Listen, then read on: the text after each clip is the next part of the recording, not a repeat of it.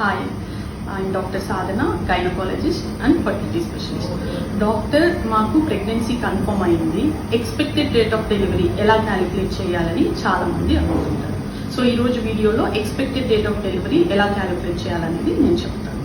మీకు regular cycles ఉన్న వాళ్ళైతే పీరియడ్ మిస్ అయ్యి ప్రెగ్నెన్సీ పాజిటివ్ అని కన్ఫర్మ్ అయ్యాక మీకు ఎప్పుడైతే లాస్ట్ మెన్సెస్ వచ్చిందో దానికి 9 months 7 days యాడ్ చేయాలి. ఇప్పుడు మీకు ఫర్ ఎగ్జాంపుల్ 9th January 2025 మీకు మెన్సెస్ వచ్చింది, దాని తర్వాత మీకు మెన్సెస్ రాలేదు.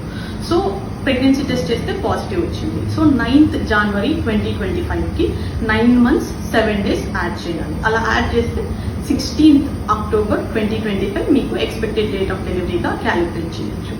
And early scan, me doctor 6 to 7 weeks లో ఒక స్కాన్ చేస్తారు, ఎర్లీ స్కాన్ అంటారు. ఎర్లీ స్కాన్ లో ఒక ఎక్స్పెక్టెడ్ డేట్ ఆఫ్ డెలివరీ వస్తుంది. ఆ ఎక్స్పెక్టెడ్ డేట్ ఆఫ్ డెలివరీ ఈ 9 months 7 days కి యాడ్ చేసిన ఎక్స్పెక్టెడ్ డేట్ ఆఫ్ డెలివరీ రెండు కోరిలేట్ అవుతున్నాయి. ఐ మీన్ సేమ్ డేట్ కాకపోయినా విత్ ఇన్ 1 week డిఫరెన్స్ ఉంది అంటే అప్పుడు మీరు దీన్నే ఎక్స్పెక్టెడ్ డేట్ ఆఫ్ డెలివరీగా కన్సిడర్ చేయొచ్చు.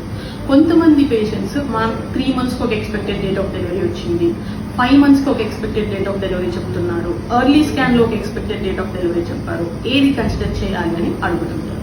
అలా మల్టిపుల్ స్కాన్స్ ఉన్నప్పుడు ఎర్లీ ప్రెగ్నెన్సీ స్కాన్ లో ఉన్న ఈవీడి ఆ 9 months 7 days మీ ఎల్ఎంపి లాస్ట్ మెన్స్ట్రల్ డేట్ కి 9 months 7 days యాడ్ చేసి కోరిలేట్ అయితే దాన్నే మీరు కన్సిడర్ చేయాలి.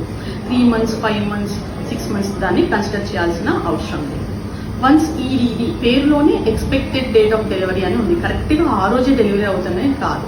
కొంతమందికి 1 week మున్నాడిలో 10 days ముందో అలాగే న్యాచురల్ పెయిన్స్ వచ్చి డెలివరీ అయ్యే ఛాన్సెస్ కూడా ఉంది.